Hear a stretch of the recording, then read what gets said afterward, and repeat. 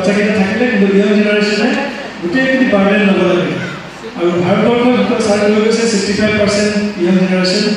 আৰু তোমালোকে ইমান ভালকৈ এটা অৰ্গেনাইজ কৰিছে মই আয়োজকসকলক ধন্যবাদ জনাইছোঁ অল আছাম বেচিছত ডিবেট কম্পিটিশ্যন আৰু আটাইতকৈ ভাল লাগিলে টপিকটো ইউনিফৰ্ম চিভিল কোড বহুত ধুনীয়া টপিক কি কৰিব লাগে নালাগে ফৰৱাৰ্ড কৰিছে ৰেজিষ্টাৰ কৰিছে ভাল লাগিলে ভাৰতবৰ্ষত এতিয়া ইউনিফৰ্ম চিভিল কোড যদিও বিজেপি আনিবলৈ চেষ্টা কৰি আছে চৰকাৰে কিন্তু আনিব পৰা নাই টু বি ফ্ৰাংক মই যদি পাৰ্চনেলি ডিচাইড কৰে মই কিন্তু ছাপৰ্ট নকৰোঁ টু বি ফ্ৰাংক কিন্তু ভাৰতবৰ্ষত ইউনিটি ডাইভাৰ্চিটি প্ৰত্যেকটো ষ্টেটত বেলেগ বেলেগে থাকে বাহিৰৰ কাণ্ট্ৰিৰ লগত ভাৰতবৰ্ষৰ তুলনা নহয় আমি বিবেকানন্দ যেনেকৈ কৈ গৈছিলে সকলোৱে মিলি একেলগে চলিব লাগে বেলেগ কাণ্ট্ৰিৰ লগত ভাৰতবৰ্ষৰ তুলনা নহয় আপুনি চাউথ ইণ্ডিয়াত বেলেগ লেংগুৱেজ বুজি নাপাওঁ অসমৰ লেংগুৱেজ বেলেগ হিন্দী লেংগুৱেজ বেলেগ ইমান ইউনিটি ডাইভাৰ্চিটি থকাৰ ক্ষেত্ৰত ইউনিফৰ্ম চিভিল কোড অনাটো এইটো মোৰ পাৰ্চনেল অপিনিয়ন অলপ দিগদাৰ হ'ব যোনে জিকিছে মই ধন্যবাদ জনাইছোঁ চেকা কংগ্ৰেছক জনাইছোঁ আপোনালোকে ভালে থাকা সুস্থ থাকা মই ৰজনীকান্ত চৌধুৰীক ধন্যবাদ জনাইছোঁ ৰাতিপুৱাৰ পৰা ইয়াত লাগি আছে ইমান আপোনালোকক উৎসাহ দি আছে ছাৰক ধন্যবাদ জনাইছোঁ আৰু এই যাত্ৰাত নেতৃত্ব লৈছে এই মহাবিদ্যালয়খনৰ চৰকাৰ অধ্যক্ষ মহোদয় নেতৃত্ব বহন কৰিছে শিক্ষাগুৰুসকলে নেতৃত্ব বহন কৰিছে মহাবিদ্যালয় পৰিচালনা কমিটিখনে গতিকে যেতিয়া মই ডিব্ৰুগড়লৈ আহোঁ যেতিয়া সুযোগ পাওঁ প্ৰায় মই এটা কাম কৰিবলৈ হ'লে চেষ্টা কৰোঁ যে সন্ধিয়া সময়ত যদি কিবা কাৰণে কামৰূপৰ আগেদি যাব পাৰোঁ ইমান ধুনীয়া পৰিৱেশ মোৰ ঘৰ গহপুৰত মোৰ ঘৰ বিশ্বনাথ চাৰিআলি চাকৰি গহপুৰত সকলোৰে মুখে মুখে এটা কথা শুনিছোঁ কামৰূপ বোলে বৰ ধুনীয়া মন্দিৰ এটা বনাইছে আজি আহি সেই মন্দিৰ দেখিলৈ দৰ্শন কৰিলে বহুত ভাল লাগিলে গতিকে সকলোকে অভিনন্দন জনাইছোঁ আৰু এই কামৰূপৰ যি তৰ্ক প্ৰতিযোগিতা এই তৰ্ক প্ৰতিযোগিতা যে ইমান সাফল্যমণ্ডিতভাৱে আয়োজন কৰিব পাৰিছে এই বাতৰি আচলতে কেৱল ডিব্ৰুগড়ৰ ভিতৰতে সীমাবদ্ধ হৈ থাকিব নালাগে এই বাতৰি মই বা আমি লৈ যাব লাগিব উত্তৰ পূৰ্বাঞ্চলৰ মানচিত্ৰলৈ অসমৰ মানচিত্ৰলৈ ভাৰতৰ মানচিত্ৰলৈ যে কামৰূপ বাতৰি কাকত এখন খুব উন্নত মানদণ্ডৰ তৰ্ক প্ৰতিযোগিতা আয়োজন কৰা হৈছে গতিকে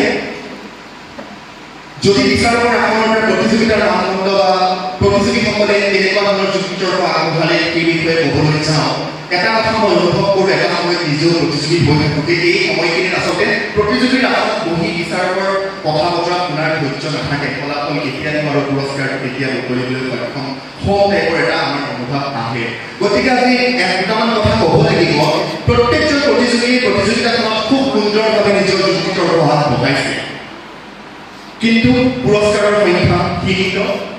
গতিকে যিসকল প্ৰতিযোগী আজিৰ প্ৰতিযোগিতাত বিচাৰ প্ৰক্ৰিয়াত প্ৰথম দ্বিতীয় তৃতীয় পুৰস্কাৰ লাভ কৰিব তেওঁলোকক মই অভিনন্দন জনাম কিন্তু তাৰ প্ৰাক্ফলত মই অভিনন্দন জনাম যিসকল প্ৰতিযোগী যিসকল প্ৰতিযোগীয়ে বিচাৰ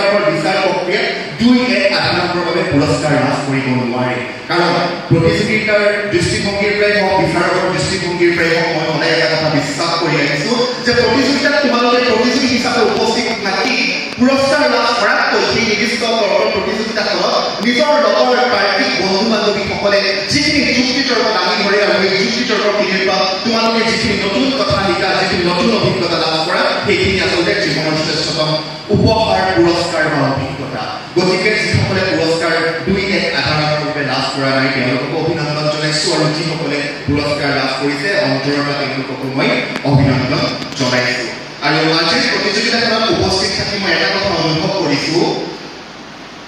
প্ৰতিযোগিতাৰ মানদণ্ড খুব উন্নত মানদণ্ডৰ হয়তো দুই এজন প্ৰতিযোগীয়ে আজিৰ এই প্ৰতিযোগিতাখনত জীৱনৰ প্ৰথমখন হয়তো ৰাজ্যিক পৰ্যায়ৰ তৰ্ক প্ৰতিযোগিতাত তেওঁলোকে অংশগ্ৰহণ কৰিছে স্কুল পৰ্যায়ৰ ছাত্ৰ ছাত্ৰী আৰু তেওঁলোকে যিখিনি যুক্তিতৰ্ক দাঙি ধৰিলে যিখিনি কথা বতৰা দাঙি ধৰিলে বিচাৰক হিচাপে বা তৰ্ক ভাল পোৱা এজন ছাত্ৰ হিচাপে অনুভৱ কৰিব পাৰিছোঁ যে তেখেত